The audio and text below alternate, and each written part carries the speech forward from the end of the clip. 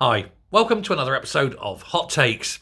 David Lammy, our terrible foreign minister, has gone to China, which is odd because I think only Nixon can go to China. But he's gone and he's laughing and he's joking and he's shaking hands and meeting and greeting and having nice little lunches and dinners and things with people who have concentration camps or people who employ slave labour, people who employ child labour, people who are the world's biggest polluters, people with terrible human rights records. And there he is, loving it, because they are communists, like the Labour Party. And of course, everything in the garden is rosy. In fact, it's so good that the Chinese press are all over him. They love this funny little foreigner who lays on his back and lets the Chinese tickle him. And he's a very obedient little puppy, as far as the press are concerned. Xinhua, which is one of the big Chinese newspapers, celebrates this strange man incoming, saying it's so nice at last to have a foreign dignitary who's turning up to kowtow to our leadership, quite literally, without bringing all that terrible stuff about, let's not mention the civil rights problems and things.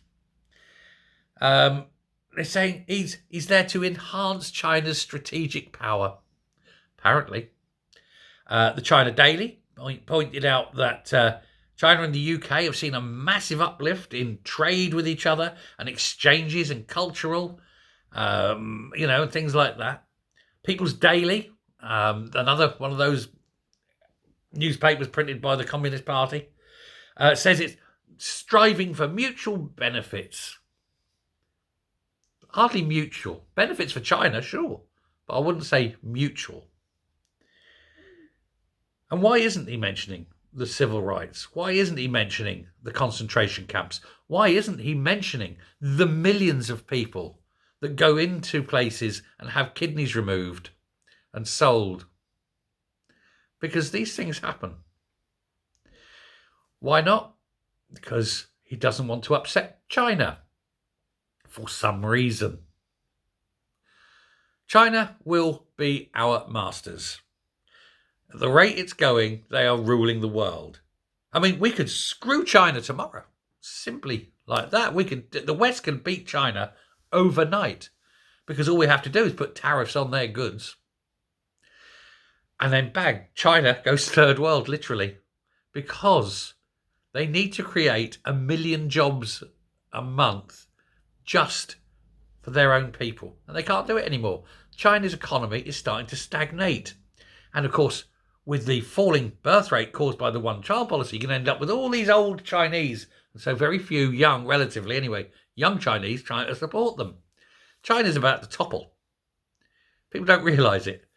And that's why they're out there in the world buying everything up while they can, because they know what's coming. And we, for some reason, are enabling them. We're giving them the Chagos Islands now. I know they say, it wasn't, we're giving them to the Solomon Islands. It's the Chinese will be there, building the fence right next to the American air base, looking in. The US is horrified at this.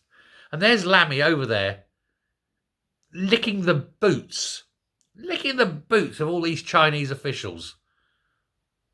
They're all sitting there. They can't believe their luck. I mean, none of them are ever going to raise Chinese civil rights issues or human rights issues, are they? Because that would take a bit of strength, a bit of moral strength, and they're not going to get that. And what about the Uyghurs? Are we ever going to see them being released from their concentration camps? No, because they're being worked to death in there. These are production camps. It's no different than the V2 productions, where not millions, but tens of thousands of Jews died in the production of the V2s. It's no different in these concentration camps that Lammy wants to deliberately ignore. He must have gone there with very, very, very big blinkers. You know, it's no different from Peenemunda. And there he is, kissing the arse, laying on his back, getting tickled. He's a coward. And he's a weak coward. And he's weakening this country. He should be ashamed of himself. Thanks very much. Goodbye.